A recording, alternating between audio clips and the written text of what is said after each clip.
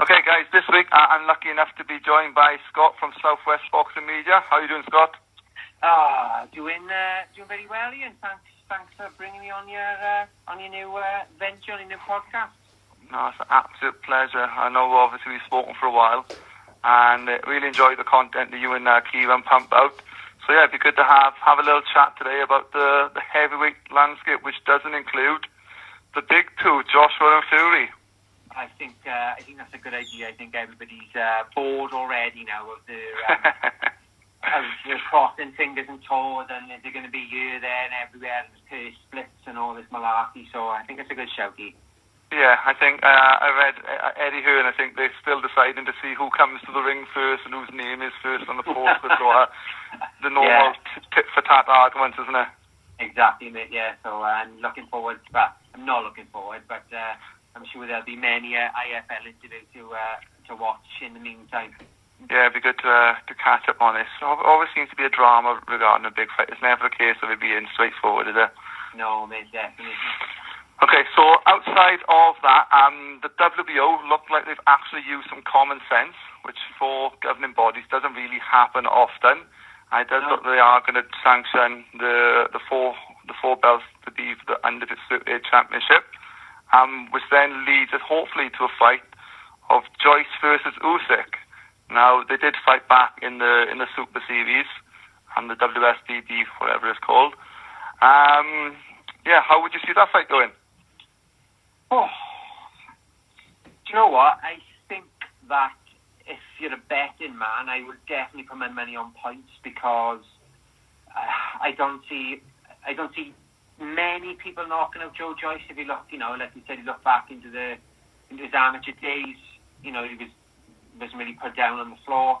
He just, his first big fight now against the explosive Dynamite Danny Dubois, he took some shots in that, gave them back, wasn't really wobble much.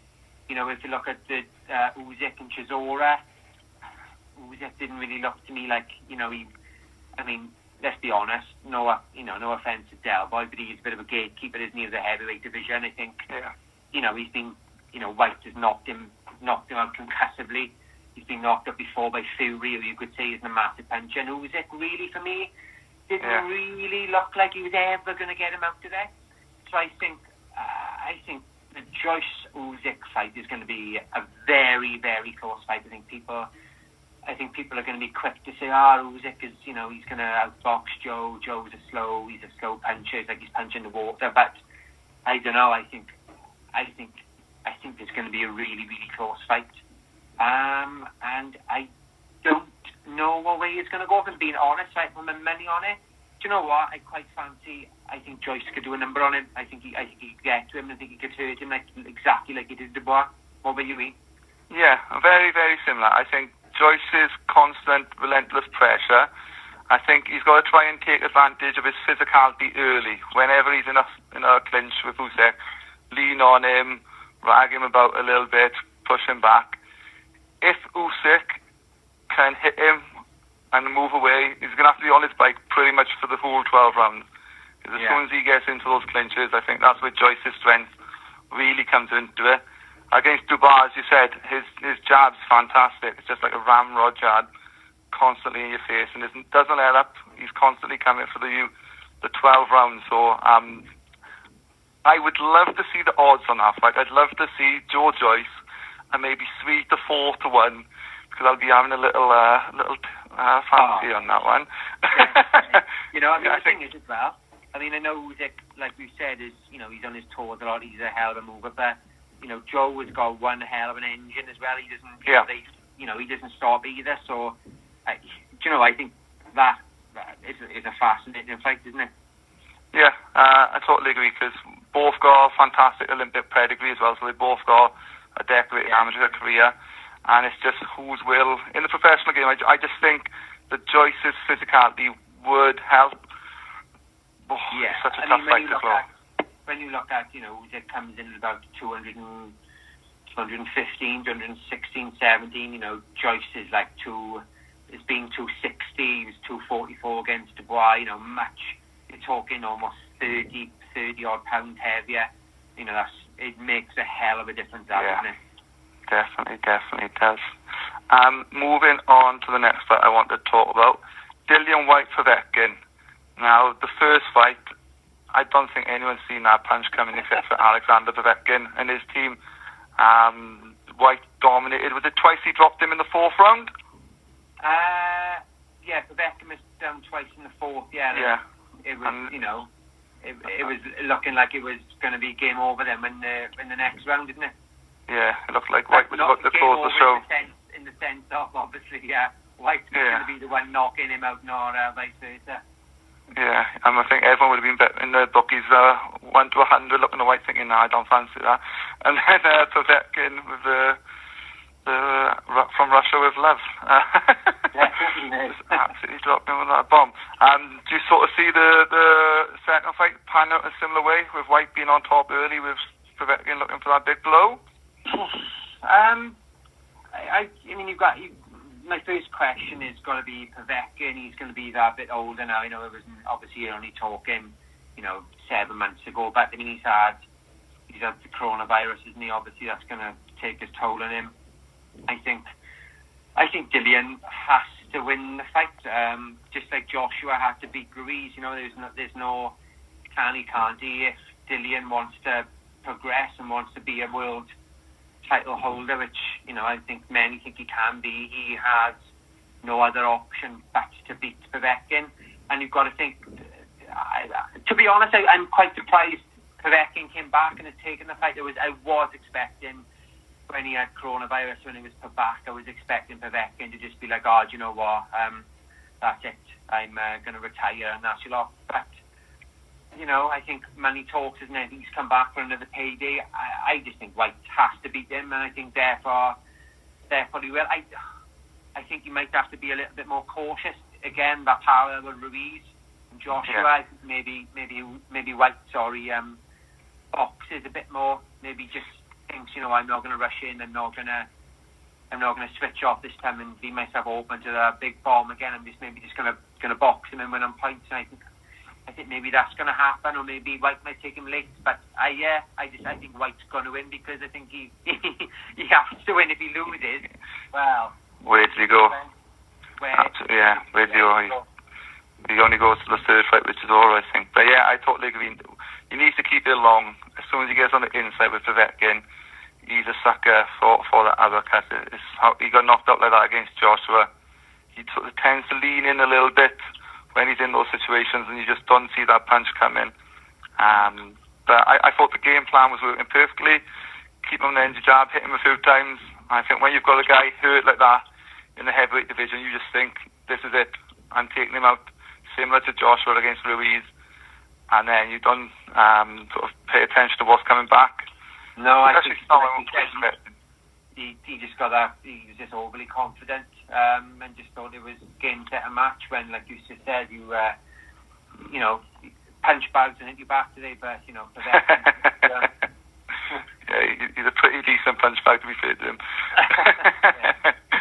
And two fights, the next one I want to talk about, haven't been made yet.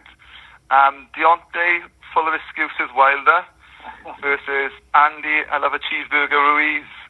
That, I think, would be a fantastic fight, a real 50-50 fight for both men.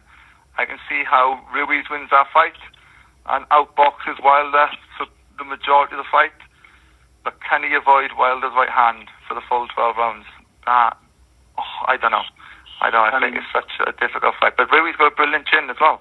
So yeah, I think it's going to be quite similar to the Ortiz fight. I think maybe Ruiz might win the majority of the rounds. And maybe gets caught.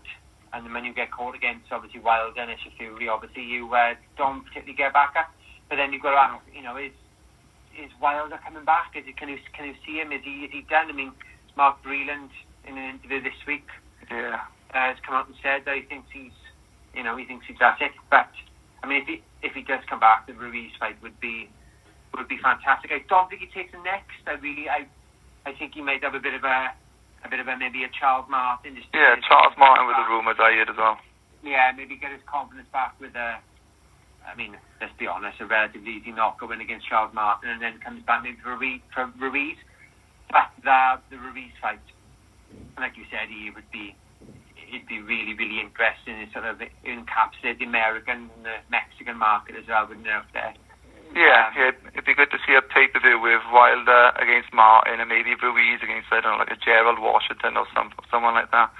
Yeah, I mean, because Ruiz hasn't fought yet, has he, since obviously Joshua lost back in, that's December 2020, was it? No, 19. No, it's 2019, of course, yeah. 2019, It's been well over a year now since he's fought, so... Yeah, I think that's, if we were promoters, that'd be great, yeah. But how would I see Ruiz Wilder go in? I think the best Wilder and the best Ruiz, I just can see, I think Wilder knocks him out. I think Wilder will get to him, but whether we'll see the best Wilder ever again is another question. Yeah. I'd side with Ruiz in that fight. And really? if he switched on, I've never rated Wilder. I've always thought he's junk. It's just his big bombs that he can pull up with nowhere. And I actually think Ruiz was unlucky when he fought Parker. I thought he deserved that fight.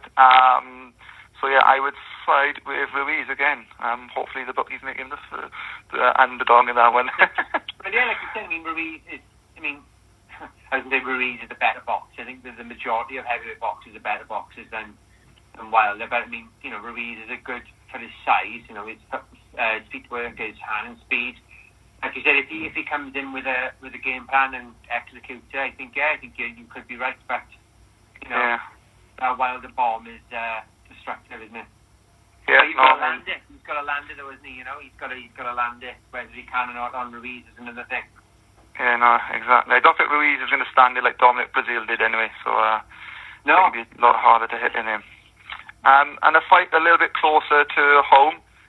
Chisora versus Parker. There's strong rumours that that's being made. I know you've spoken to Joseph Parker as well. Top guy, Joseph. I would side with him to beat Chisora. I think with Chisora's age, I think he's just looking for the big fights as he should. But I think that'd be a very explosive fight between them both. I don't think either of them would be looking to take a backward step in that front. Do you sort of see a similar? Yeah, I think so. I mean, the thing with Dell is it's a bit of a strange one. Losses don't really seem to affect him as a person, but it doesn't sort of seem to affect his level within boxing. He still gets those big fights. I think he's obviously, David Hayes, a fantastic salesman. I think Eddie Hearn likes him a lot.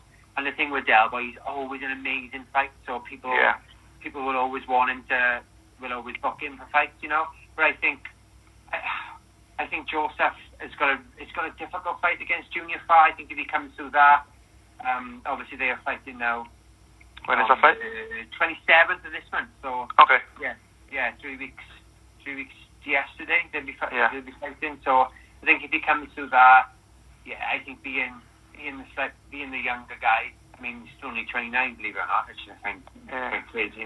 Being 29, Bostel 37. I think. I just think Parker's got too much in the engine. I think he'll. I think he beats him. I don't really knocks him out, but I think Joseph Parker beats him, and I think he moves on. He's we were lucky enough to speak to Joseph, and he is a proper down to earth, proper gent. So I can just see Parker's work rate, Parker's age being a factor there. The fact he's been, he's obviously fought, Junior Fa recently. Yeah. And I think I just think I can just see a Parker point to win there. Yeah, totally agree. And with the Parker, go on. And there's unfinished business. The fight was made, wasn't it? That spider bite stopped it from happening. I think. I think we'll have a good press conference like we had the last time. Secure the tables.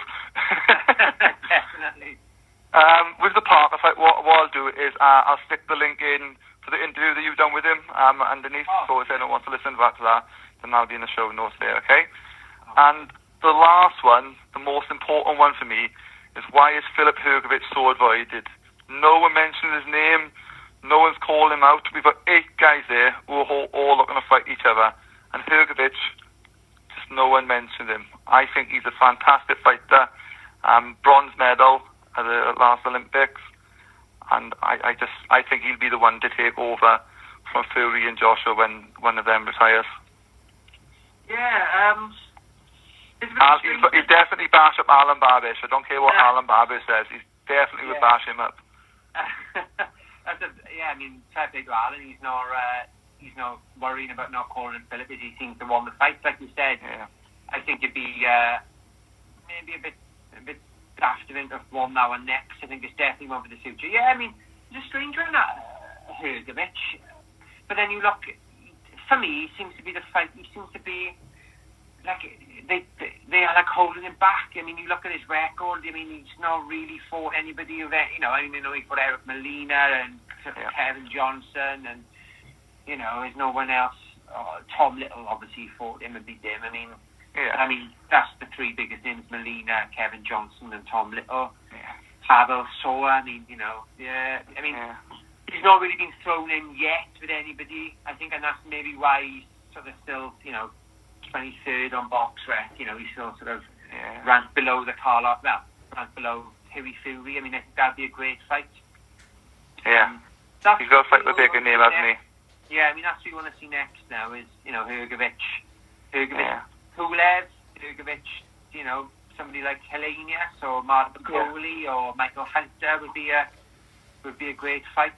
I think that's when he needs to start mixing now with them rather than, the people, down, like the Sergei Kuzmans and the Marius Wax of the world. He needs to, and the Lucas Browns. I think he needs the top 20 now rather than the bottom 30 to 50.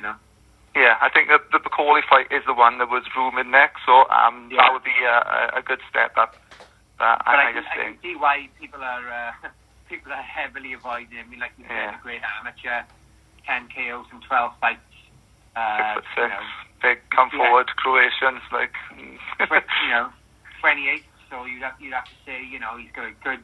He could have 10 years. Can you? Let's be honest. Heavyweights can go on around 30. So he's got a few years left yet. I think that's maybe why he's not being rushed there. Maybe going to be keeping him till he hits his 30s, and then we'll see. And then we'll see maybe him fight a bit more. He doesn't really. But like you said, he's the man to sort of take over. I think you're right, but I don't know. He's got that sort of Eastern European style of me.